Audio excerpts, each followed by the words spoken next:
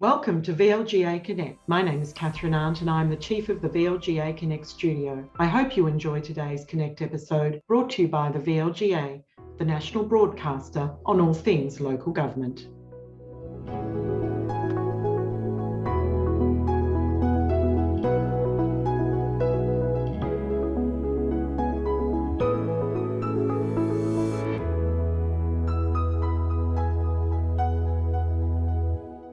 Hello, this is Chris Eddy and this is VLGA Connect and a special episode coming to you today where we look at a couple of the finalists for the Premier's Sustainability Awards for 2022. The awards are in their 20th year. It's a pretty significant milestone. There's a handful of councils up for awards this time around, and we're going to find out a bit more about a couple of those today. In just a little while, we'll talk about the City of Greater Geelong's bin litter reduction program. But right now, I'm joined by Scott Bryant from the City of Greater Bendigo, where their Circular Greater Bendigo Economy project is up for an Industry Leader Award in the Circular Economy Innovation category. Scott, great to see you. Afternoon, Chris. Thanks for having me. Thank you for joining us. So you're up for an award in the category on circular economy, and as your title implies, you're all about the circular economy there. Tell me why the City of Greater Bendigo's approach to this is award worthy in your view. Well, it's always a little rich trying to talk one's own and one's team's work up, Chris, but I'd say it's probably just putting the next iteration on what a lot of councils, businesses and organisations are trying to do in terms of, back in the 90s, we took that step from waste to recycling, and now it's the next iteration from treating materials when you're done with them and trying to find a new home for them to it's a lot of value, a lot of resources, a lot of resource crunch that we know now with globalisation and challenges there. So how do we make the best use of those materials that we've gone to the great effort to dig up out of the ground and manufacture? So it's just effectively that next iteration. I was looking at the materials on your website. There's some great resources there. There's a very handy little explainer video that just touches on what you talked about there, about how we as humans tend to replace stuff and don't really think about the longer term implications of that. Is that a conversation that you've been having with your community as part of this project? Absolutely, Chris. So it's probably a mix of both from a residential perspective as just everyday people as part of society, as well as with our businesses. So there's a bit of a mix of choice. I guess we've gone from reduce, reuse, recycle to 9 R's, if you will, from refuse through to thinking what you're doing, redesigning and all that jazz. So there's how do we help our residents make smarter choices and avoid producing that waste in the first place, but also equally, if not more important, how do we support businesses in our regions to make that transition so we're not producing products and materials that have to end up in a landfill in the first place. So I notice on the Premier's Sustainability Awards site, it describes your program, your project as an Australian leading example of what a council can do in terms of helping its region transition to the circular economy. What about your approach is cutting edge and innovative? So, Chris, we're looking fairly holistically as what a council does in its region and how it interacts with resource recovery, waste, and I guess supporting businesses who are using those materials. So for us, it's leading in terms of we're not just dealing with waste and what people typically consider rates, roads and rubbish as core business for council. So it's looking at, we operate a lot of the resource recovery infrastructure. So how can we as a council who are managing waste on behalf of residents actually utilize that material rather than just send it somewhere and dispose of it? So how do we actually create more value for the region and also reduce the inevitable emissions that come from that? So how do we work smarter on the infrastructure side? The city itself is also a big organisation, 800 plus full-time equivalent staff. So how do we as a organisation tread more lightly as delivering our projects and services each year? So how do we redesign and procure more intelligently with whilst delivering what community expects the council to be delivering? And similarly, how do we use that presence that's perhaps not quite so profit pressured each year to actually then support organisations and businesses that perhaps don't quite have the headspace to be pushing this in the first instance, but are quite happy to adopt circular economy practices if they've got some support from organisations like us. There's a fair bit in what you've just said there. Can I perhaps pick up the middle point around procurement?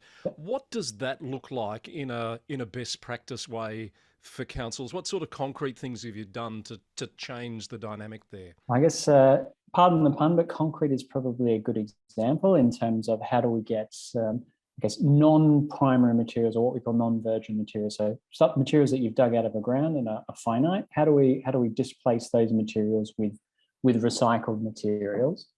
So from a city procurement perspective, it's almost twofold. We've got, how do we make sure when our engineers and our delivery teams are designing and planning for these projects, how do we consider the need for materials that you might not necessarily be able to get off the shelf at your local supply store, or they're starting to become available but not available everywhere? And how do we then ask that of our suppliers and partners in the community? So long story short, Chris, we've effectively developed a circular economy and zero waste policy, which is just a fancy way of saying trying to make our procurement process more sustainable, which is putting into our standard templates that go out to suppliers. Look, when you're bidding on work and you're looking to deliver this work or services for the city, what are your circular solutions that you might have? So for a road, that could be how do you displace bitumen that's from fossil fuel based origin, petroleum, and in terms of displacing that with recycled asphalt product or recycled plastics product and similar things, through to, if you're delivering a construction piece of work for us, how are you, at the downstream end of things, how are you mitigating the production of that waste in the first place? So how are we making sure we're not producing waste ourselves from our project, or at least trying to minimize it and make sure it's going to a good home in terms of it has somewhere to be recycled at the end of the process? So let's try to just draw on the expertise of the organizations within the region that are delivering that work for us, but trying to give them a bit of a steer for how can you operate within these guidelines to help us achieve the goals we're trying to for the community. There's so much to it, isn't there? And I'm just thinking from my own experiences within councils. Councils traditionally can be very siloed, and you need all of those elements to be working towards the same Absolutely. goals. How have you approached that challenge within the City of Greater Bendigo? Just like you said, Chris, I guess for us it's been communicating across our different units and directorates. So I think the advantage with the circular economy, which some might consider the next iteration or the next buzzword of sustainability, others are thinking of it as the next iteration of resource recovery and waste. But I guess the benefit of it is such a broad church that it makes having conversations across different units very easy to contextualize for them. So from a procurement perspective, it's, well, how do we procure and design for procurement much more intelligently, and considering the stuff that we're buying, through to, if you're working with engineers, well, that's all about materials and products, even through to our tourism industry and support staff that are, I guess, operating our facilities, in terms of they also interact with materials and products every day. So I guess it's always been pushing on an open door. It's just then the challenge of contextualizing that based on what they're interacting with in terms of materials and products day to day. I understand a number of other councils have looked to you to see what you're doing and to get some insights, I guess, for their own circular economy journey. What is it about your approach that other councils are taking notice of and looking for advice on? I'd say it's probably a mix of our infrastructure work, which is, I guess, pivoting from delivering waste services and sort of day-to-day collection of bins, to how do we actually make use of the thousands of tons a year of materials that we're handling? What can we do to, I guess, find better homes for that and stimulate economic opportunities in the region? And similarly, the fact that coming from a, I guess, more traditionally waste perspective rather than an economic development perspective, moving into that procurement space, if it's very much been about the design and how do you embed that in practices. So there's a lot of great work being done across quite a few local governments in Victoria, especially so on the economic development side and supporting businesses. And I guess we've come at it a little bit left field, at least where circular economy comes into play in Australia today. So Scott, how do you personally find yourself as living and breathing the circular economy? What's brought you to this particular career role at this point in time? Oh, it's been a bit of a slippery slope into the circular economy, Chris, but I guess I came from a mechanical engineering and sustainable engineering background. through energy infrastructure, and before my time in Bendigo, which is exactly bang on one pandemic now. Yeah. In Bendigo, I was in Scotland in the UK, and so was working, I guess, across the divide of big energy industry and a big material footprint, and doing work on the circular economy in Scotland. So that's sort of my slippery slope from energy engineering and sustainable engineering into, I guess, more of a circular economy focus today. That's really interesting. I wasn't expecting the Scotland angle.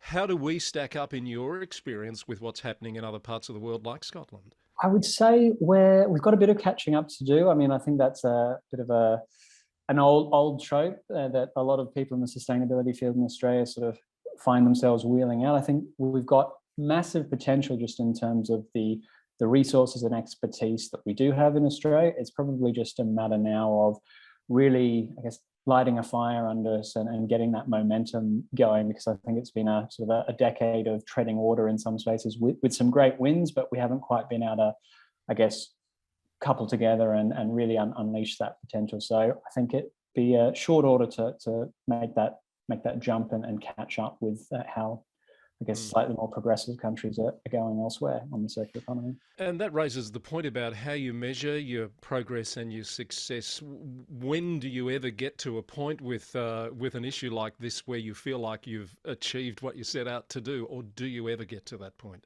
Oh, I think that's the million-dollar question, Chris. But in terms of, I guess, measurements, so I guess the two key ones these days are typically what's the amount of raw goods you're using versus recycled. So that's typically called the circularity measurement. So it was initially done in the Netherlands, but the world is about just under 8.5% circular, if you will, in terms of how much new versus how much recycled materials go into our products. But also from a Bendigo perspective for measurement, we're never going to reach perfect circularity, at least not anytime soon, but really also looking at the greenhouse gas emissions perspective in terms of the, I guess, what we call the embodied carbon of products and materials. That represents about 45% of all emissions. If you think the other 55% is transportation, electricity generation, heat generation, that side of things. The other 45% is what goes into making those products and goods. So for us, it's then looking at how do we reduce the impact of those materials. So less new, manufactured closer to home, those sort of things. So I guess we're taking a lens of how much recycled content we're getting in there, and also what are the emissions from the production of the goods we're using? Can we get that down? That's been really enlightening and insightful, Scott. I thank you for sharing that with us, and I congratulate you on being one of the 4 industry leader finalists in the Circular Economy Innovation category for the Premier's Sustainability Awards. Fingers crossed that you managed to take that award home, and all the best to you. Thanks very much, Chris. Thanks for having me. And joining me now to look at another of the finalists for the Premier's Sustainability Awards is Claire Matthews, who's the Team Leader of Community Engagement in the Sustainable Waste Services team at the City of Greater Geelong. Claire, welcome to VLGA Connect. Hi, thanks for having me. Lovely to meet you and to have you tell us a bit about this intensive bin inspection program, which I understand has been going for some time but really ramped up in the last couple of years and has gotten to a point where obviously someone felt it was worthy of some recognition, and here you are as a finalist at the Sustainability Awards. Just give us a bit of a sense of what the program's all about. What is it doing? Sure. So most councils' waste teams do bin audits of some sort. So that's when you go out and you look in people's recycling bins normally, just to see what the levels of contamination are. And then generally there's some kind of communication with the resident to, let them know if they're putting the wrong thing in their bin. The City of Greater Geelong were one of the first councils to do this with cameras in the trucks, which caused a bit of a kerfuffle when we first did it, because people were worried we were spying on them, when really it's actually really we're just looking for contamination in the bin, and we're not really keeping track of personal details or anything like that. So we started doing it back in 2015.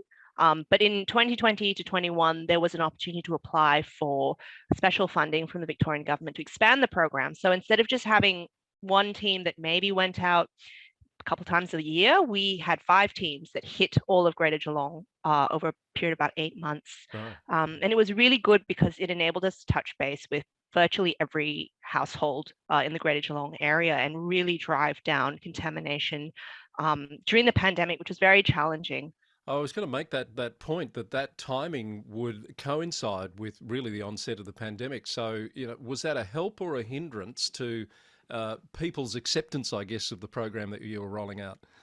Well, there's a couple really interesting, I guess, contextual backgrounds. One of them was in 2020, we're fresh out of the 2019 recycling crisis, which is when a lot of Victoria's recycling was going to landfill. And it was really heartbreaking for the waste team, I think, because after years of kind of trying to drill the message into people to do the right thing with their recycling, suddenly it's all going to landfill. And I think Planet Arc did surveys that showed around that time, only about less than half of people even believed that their curbside recycling was being recycled. And that was after recycling started back up again. So it was really low community trust. And that's partly why we wanted to do this intensive program, to really just remind people that there's a reason why that they need to put the right thing in their bin, and it's still going somewhere good. You made the point, and I was thinking of it as you were starting to describe this, of that mistrust too of, council spying with cameras, etc. A number of councils have sort of come a bit unstuck on that because perhaps they didn't get the community engagement right in the first place. How have you managed that along the way, and what's the level of community understanding and acceptance like now? Well, I don't think I can say that we managed it well when you started doing it in 2015, because we instantly ended up on the front of the paper with, like a picture of a man in the bin with binoculars. So yes, not great.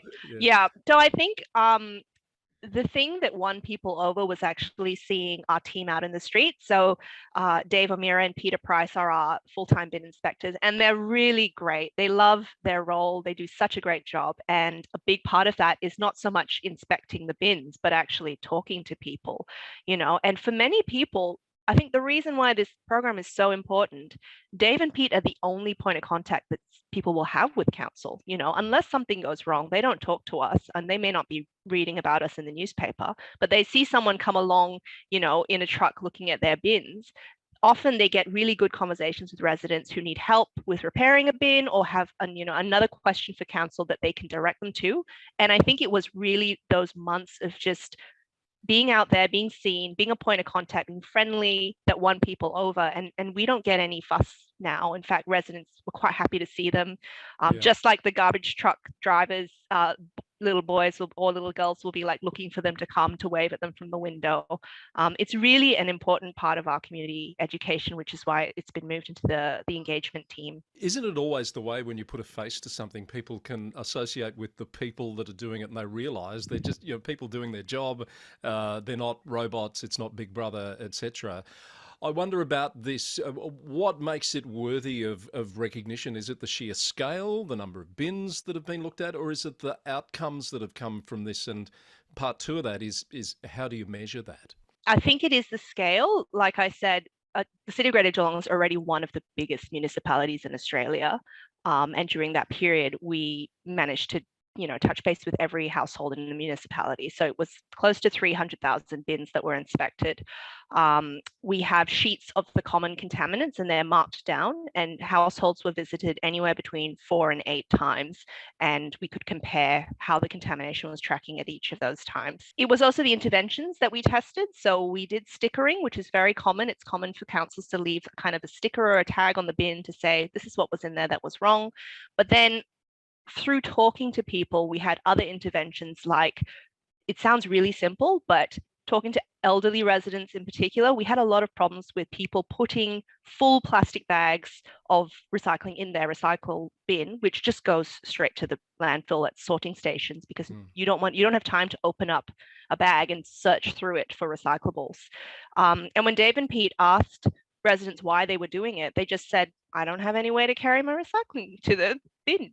So rather than, I suppose, judging them on how simple it would be to do the right thing, they said, well, we'll just give you a bag. And we started giving out these yellow recycling bags, which also had what you could bring to the bin printed on them. So it was testing those different interventions and doing it on quite a large scale that I think is what probably set our program apart. But if you speak to other councils, a lot of them are doing similar programs now. So I suppose it's not as rare now as it was when we first started doing it, but it's really great to see it being tested in other municipalities that we can learn from.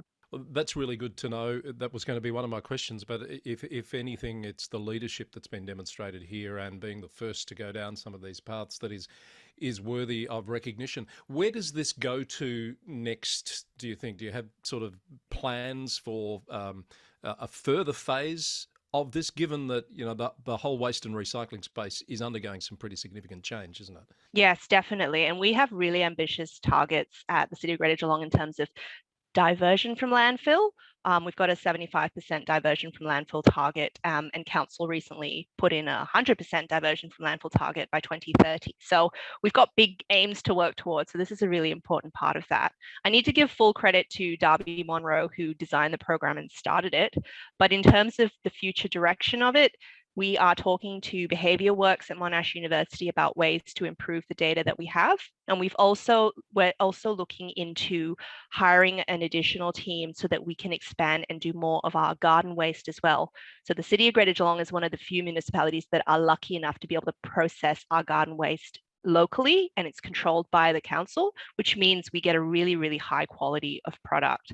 But that's fully determined by, you know, what people are actually putting in their bins at the other side. So we're really excited about being able to expand that to garden waste as well.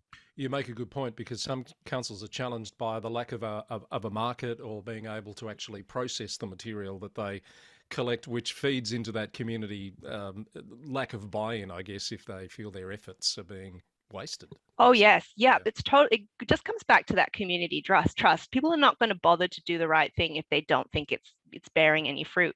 So we've just started in the last couple of months getting to the point where we can actually sell our compost. So landscaping companies, it's good enough that they want to buy it and on-sell it to customers. So residents can go to a local gardening shop and actually buy compost that's made from what they put into their bins. And if they don't think that it's good enough, we're also using it at the Botanic Garden. So it's a real circular economy working well, but we're completely reliant on residents doing the right thing. So all of the parts of the puzzle have to work together. Excellent. And there's that circular economy theme from our first guest on the program today, Scott, at Greater Bendigo. So, Claire, thank you for telling us that. And good to hear that sort of circular economy thing coming back in again, as we heard with our earlier guest, Scott, from Greater Bendigo. So good luck. You're an industry leader finalist, I should say, in the waste and litter reduction category with this project. Geelong has another finalist in another category, which we'll talk about briefly in just a moment. All the best to you for that. And thank you for coming on the program. Thank you very much. So there we've seen two of the projects that are up for awards under the Premier's Sustainability Awards this week. The other Greater Geelong finalist is in the Industry Leader category for the Thriving Environment section. The City of Darebin is up for an award as well at the awards this year. And Gannawarra Shire Council is also a finalist in the Healthy and Fair Society category. You can find out more about all of that on the sustainability.vic.gov.au website. I hope you've enjoyed going a little bit deeper into some of those innovative projects that are happening in the local government sector in Victoria. Proud to bring it to you today on VLGA Connect.